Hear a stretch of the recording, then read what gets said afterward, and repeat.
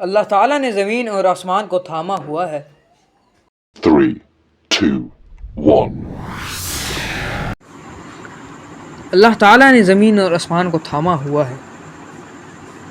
آسمانوں کے بارے میں قرآن مجید میں اللہ تعالیٰ فرماتے ہیں، جس کا ترجمہ کچھ یوں ہے: اللہ تعالیٰ زمین اور آسمان کو تھامے ہوئے ہے کہ کہیں وہ اپنی موجودہ حالت کو چھوڑ نہ جائیں، اگر ایسا اتفاق ہو تو اس کے بعد کوئی نہیں جو ان کو تھام سکے۔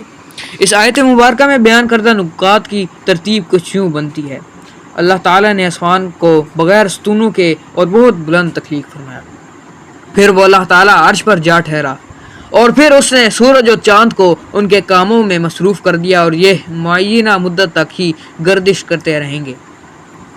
اللہ تعالیٰ ہی دنیا اور کائنات کے تمام کاموں کا انتظام یعنی تدبیر کرتا ہے۔ قبل اس کے کہ ہم مذکورہ آیات پر سائنسی گفتگو کا آغاز کریں، یہ مناسب محسوس ہوتا ہے کہ آسمان اور زمین کے بارے میں کچھ قدیم نظریات اور مفروضات کا جائزہ لے لیا جائے۔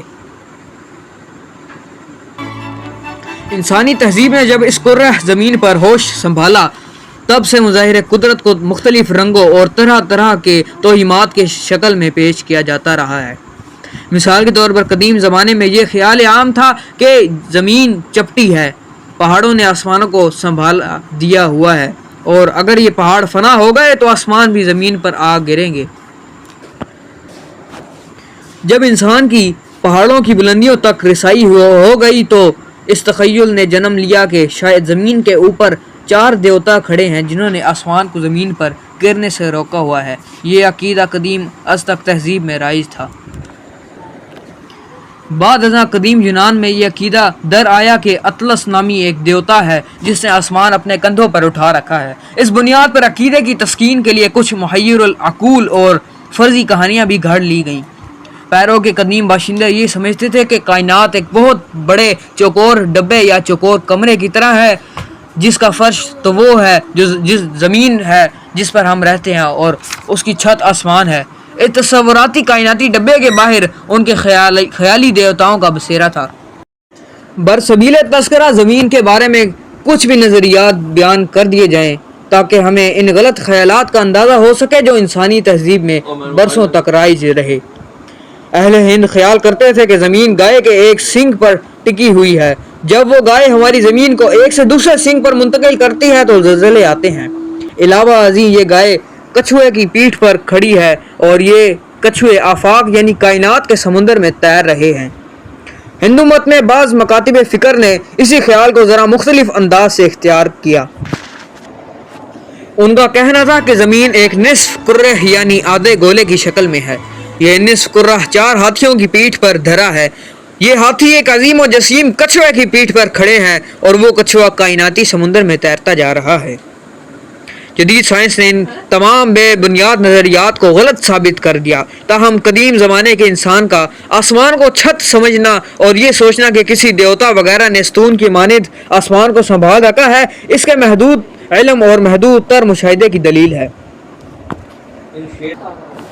نزول قرآن کے وقت انہی نظریات کا دورہ تھا، لہذا قرآن نے اللہ وہی تو ہے جس نے ستونوں کے بغیر آسمان جیسا کہ تم دیکھتے ہو اتنے اونچے بنائے، کہہ کر ان تمام غلط فہمیوں اور بے بنیاد عقائد کا ازالہ کر دیا۔ آج کی فلکیات اور کونیات میں آسمان یعنی کائنات کا بے حد وسیع و عریض ہونا اور بغیر کسی ظاہری ستون کے استوار ہونا بنیادی حقیقت کے طور پر تسلیم کیا جاتا ہے۔ اللہ تعالیٰ نے آسمانوں کو غیر مرئی محسوس سہاروں پر قائم کیا۔ بظاہر کوئی چیز فضائے بسیط یعنی خلا یعنی سپیس میں ایسی نہیں ہے جو ان بے حد و حساب اجرام فلکی کو تھامے ہوئے ہو، مگر ایک غیر محسوس طاقت ایسی ہے جو ہر ایک کو اس کے مقام و مدار پر روکے ہوئے ہے، اور ان عظیم الشان اجسام کو زمین پر یا ایک دوسرے پر گرنے نہیں دیتی۔ جدید ترین سائنس نے یہ ثابت کر دیا ہے کہ آسمان نظر نہ آنے والی شے ہے، اور یہ نیلا رنگ چاروں طرف پھیلا ہوا ہے۔ اس کی وجہ یہ ہے کہ سورج کی روشنی 7 رنگوں سے مل کر بنی ہے۔ ان میں سے نیلا رنگ زمین کے گرد ہوا میں موجود ذرات جذب کر لیتا ہے، اور کیونکہ ہوا زمین کے چاروں طرف ہے اس لیے ہمیں نیلا رنگ چاروں طرف نظر آتا ہے۔ جبکہ آسمان اس سے بھی اوپر بغیر کسی سہارے کے سینکڑوں کہکشاؤں پر مشتمل ہوتا ہے۔ جدید ترین مشاہدہ بتاتا ہے کہ اجرام سماوی ایک لامحدود خلا میں بغیر کسی سہارے کے قائم ہیں اور ایک عمدہ غیر مرئی یعنی کشش ثقل گریویٹیشنل پل ان کو بالائی فضا میں سنبھالے ہوئے ہے۔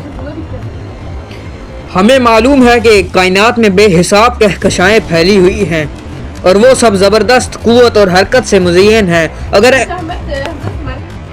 اگر ان میں کوئی بد نظمی واقع ہو جائے تو سوائے تباہی کے اور کچھ نہیں۔ اس سے قبل ذکر کیا گیا ہے کہ دو کہکشاؤں کے ٹکراؤ سے زبردست دھماکے ہوتے ہیں، اور اگر ایسا کوئی دھماکہ کہ کہکشاؤں سے 5 ارب نوری سالوں کے فاصلے پر ہی کیوں نہ ہو جائے، ہماری زمین کے تمام ریڈیو اسٹیشن تباہ ہو جائیں گے۔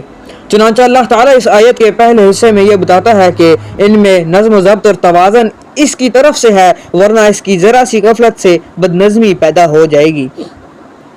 اس کے دوسرے حصے میں اللہ تعالیٰ اپنی کبریائی بتلاتے ہوئے کہتا ہے کہ اگر ایسا ہو جائے تو کون ہے جو تم کو بچا سکے۔ آج صدیوں سے سائنسی عنوانات کے تحت کائناتی تحقیقات ہوتی رہیں، مگر کوئی بدنظمی یا نقص نظر نہیں آیا، بلکہ کائنات کی ہر حرکت، رفتار اور قوت سائنٹیفک فارمولاز، وقت اور ریاضی کے اصولوں کی پابند نظر آتی ہیں۔